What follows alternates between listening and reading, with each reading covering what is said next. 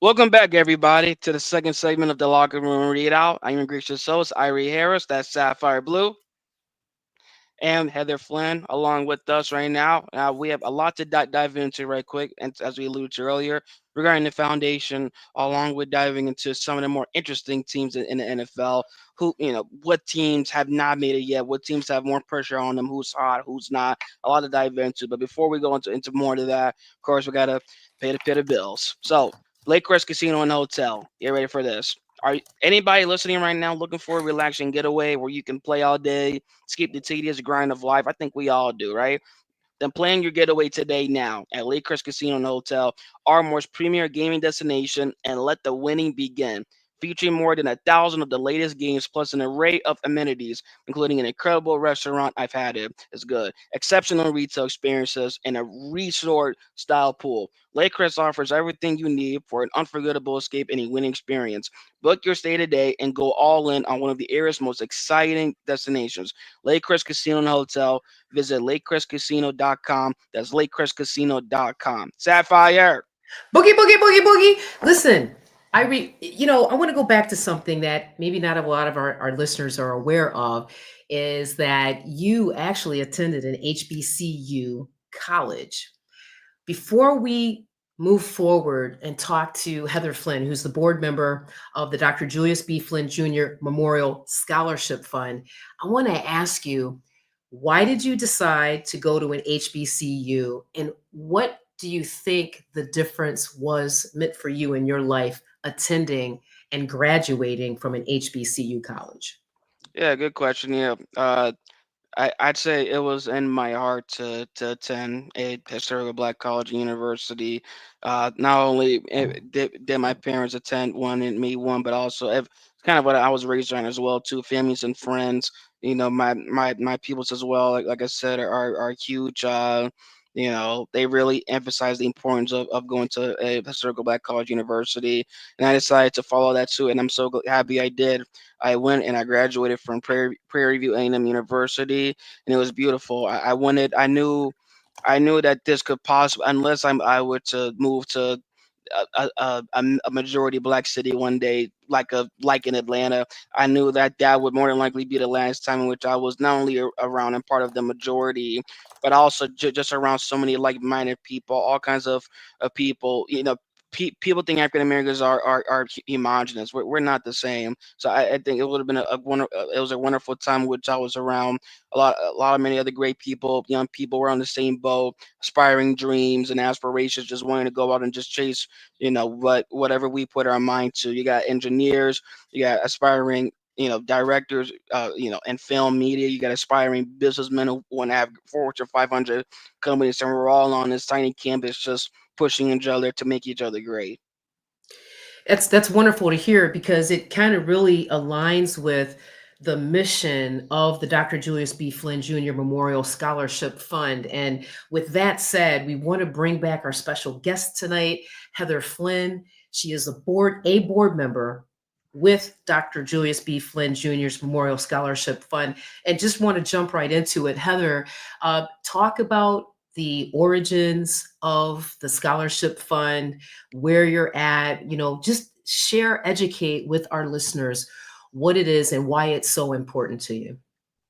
Yeah, absolutely. Well, thanks again for the opportunity, and it's my pleasure to be here with you all and talk a little bit about the Memorial Scholarship Fund and what we do. And by way of background, many of your listeners will probably be familiar with Cheyney University. It's the first historically Black institution of higher education in the United States. It was founded really before the Civil War, 1837. It was founded as a Quaker normal school. It educated teachers, and it And has a has a strong strong legacy legacy of of educating educating teachers teachers to to this this day. day. And And you'll you'll find find many many teachers teachers in in the the Philadelphia Philadelphia area, area, at at Chester Chester County, County, Delaware Delaware County, County, uh, obtain obtained their undergraduate undergraduate degrees degrees from from Cheyney Cheyney University. University.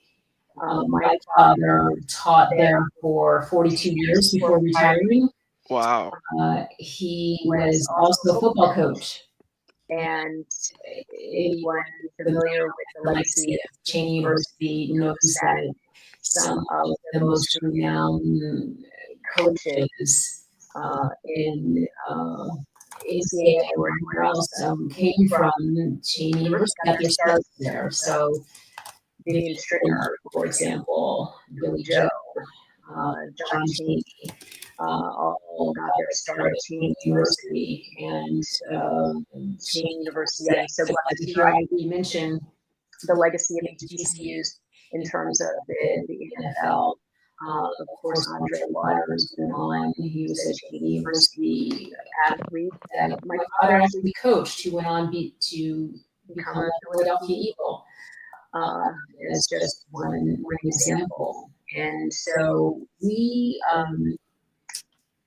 after my father passed away in 2021, we sat down and thought about a way to honor his legacy as a coach, as a mentor, as a professor, as a friend to students. And we thought the best way to do that was to establish a scholarship fund for Cheney University students. And so this is our third year of the scholarship brunch. It will happen on October 11th this year. And we are honoring 2 students with scholarships. To date, we have supported 4 students with scholarships at Cheney University. And we are also honoring a group of community leaders this year, Church of the Redeemed in Trainer, and a group of people who operate a food bank. But we'll also be doing our inaugural Lifetime Achievement Award, and that award is going to be bestowed upon Dr. Noah Thorpe, who again was also a coach at Cheney University, a football coach alongside my father, who's a member of the Cheney University Hall of Fame. And we will celebrate his legacy at the brunch this year as well. So I would just like to encourage anyone who has any connection with Cheney University athletics or is a Cheney grad to make some time and come and celebrate the students who will be receiving scholarships this year and show their support through their presence. Yeah, well said. So this event is going to be on Saturday, October 11th from 9:30 a.m. to 11:30 p.m. at the Ballroom at the Phoenix, which is located at, I believe that's 1661 Mill Road in Boothwyn, Pennsylvania. That is the Ballroom at the Phoenix at 1661 Mill Road, Boothwyn, PA. What we're going to do is put up the information on our socials on X, so people can access it there. I want to go back to something that you said. You talked about the different types of coaches that began at Cheney University. It's curious to me, Irie, when we think about the coaches that are more successful, right? We look at what are the things that make them successful, and we parse that out. I think about Vivian Stringer, who coached the women's basketball team. I believe, if I'm not mistaken, actually won a divisional title for Cheney, left and went on and invariably landed at Rutgers, I think it was. But I remember she coached a young lady, and for some reason, in the back of my mind, I thought her last name was Cheney. I don't know. Maybe I just have Cheney University on my mind. But her first name was Yolanda. I believe she's up there in Springfield, Mass, in the Basketball Hall of Fame. And I'm going to do some more due diligence and report back on this. But to her point, coaches like Vivian Stringer, John Cheney, we know he wound up at Temple. I'm thinking about other graduates of Cheney, like Ed Bradley, who went on to be a lead, I guess, television person for 60 Minutes. Andre Waters, who I distinctly remember meeting because of your father, that he had taken him under his wing, right?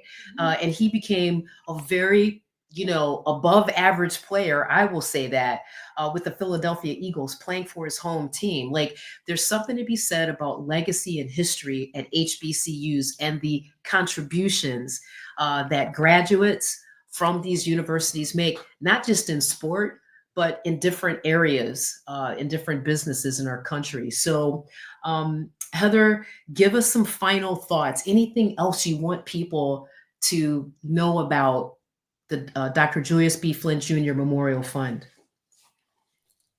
Yeah, you're right. It was Rutgers that Vivian Stringer, she became the fifth NCAA Division I women's basketball coach to reach 1,000 career wins, the member of multiple Hall of Fame.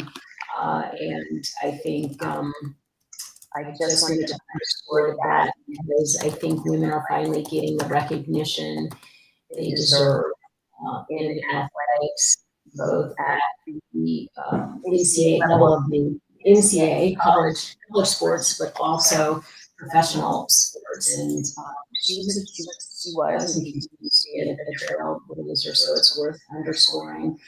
And I do think what also is worth underscoring is that the legacy of HBCUs is that they give individuals opportunities that they would not have otherwise had at some institutions for whatever reason.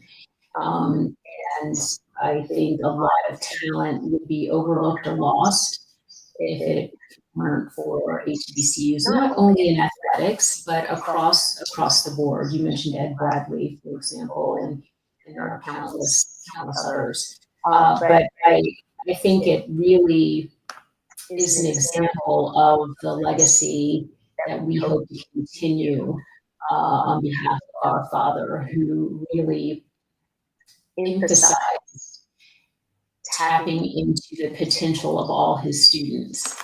And I think one of the things that gifted teachers and coaches are able to do is help students, help individuals who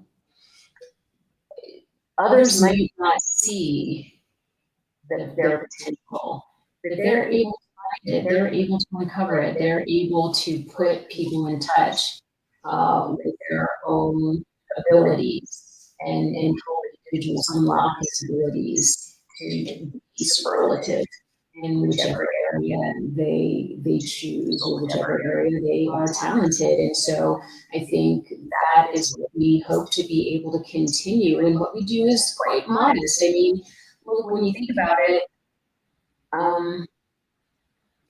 writing a check doesn't necessarily take talent, but it provides students with the means to pursue their work, their academic work, without worrying about finances.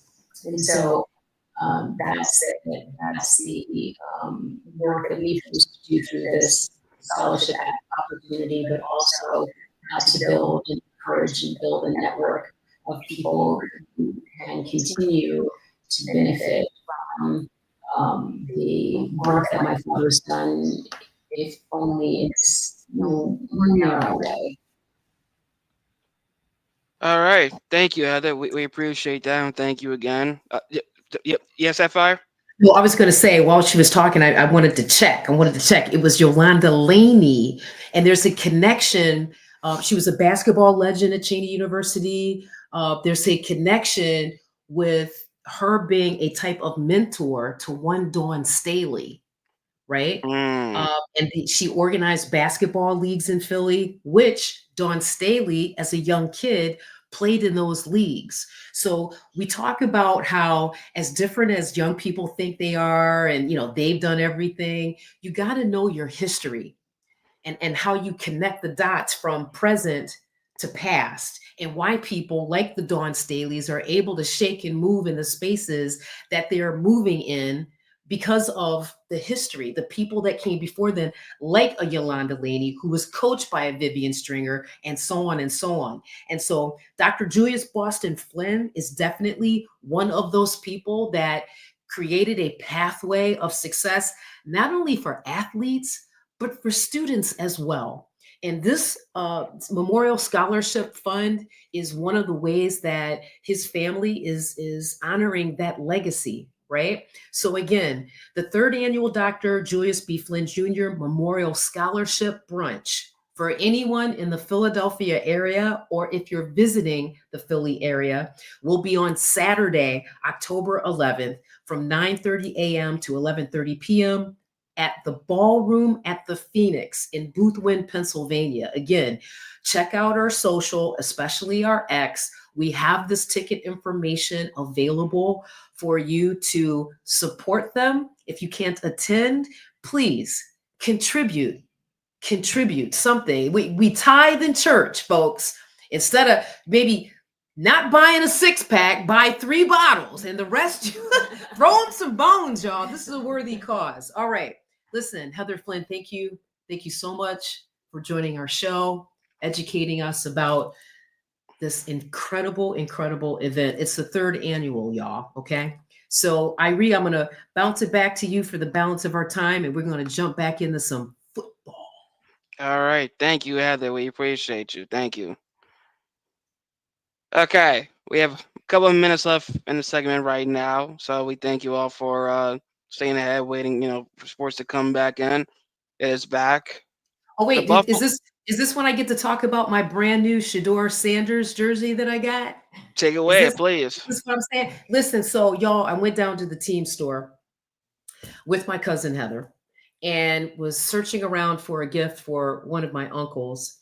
And I asked the gentleman, Clarence, I'm giving you a shout out, if they had any female jerseys left for Shador. So in that conversation, he explained to me that Shador has sold 250 million jerseys. Chew on that. Wow. That's amazing. Right? Separate from having a Nike deal. And what was the other one called? An image deal. I can't remember how they put it. Like Image likeness name. Is that what like a apparel. That's right. Apparel. Like, I just don't know how the Brownies keep him off of the field. But I'm confident in Kevin Stefanski that he'll find a way. I'm just saying. People want to see him. As you say, Irie, he is the people's champion. And I'm repping, okay? This is my home jersey. Wait till I bling out my away jersey, okay? I'm just saying. Thank you for letting me insert myself into the last 2 minutes of this segment. no problem. I mean, we have a little under a minute left, so do you want to finish out just talking about the Well, Brownies and Shador and the jerseys and everything you mentioned? yeah, for me, I still believe that it's because people understand how capable he is, right? And I know we're going to jump into the rest of the AFC and the other happenings in the NFL in our final segment, but I literally, I'm very concerned about this home opener that we have versus Cincinnati as a Browns fan. I think Cincinnati is going to clean our clocks. And I just don't know, with all due respect to Joe Flacco, look, he's won a Super Bowl. I mean, he's been relevant in the NFL. He's made a career, 40 years old. And I know we're going to jump into this in the next segment, but I have a lot of feelings about this week's game. Okay, well, hold on to those feelings for a second. This is the Locker Room Readout. My name is Irie Harris. That's Sapphire Blue. That was Heather Flynn along with us. This is the Locker Room Readout. Do not go nowhere on that dot. Thank you.